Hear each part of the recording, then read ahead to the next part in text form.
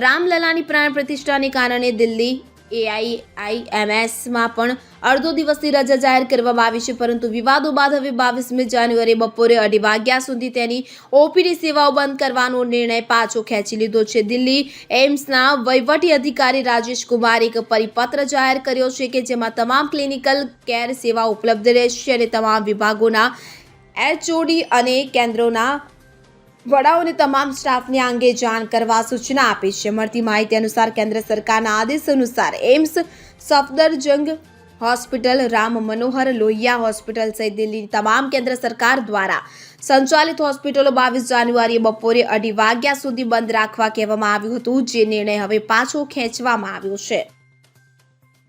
Bureau report CN24 news.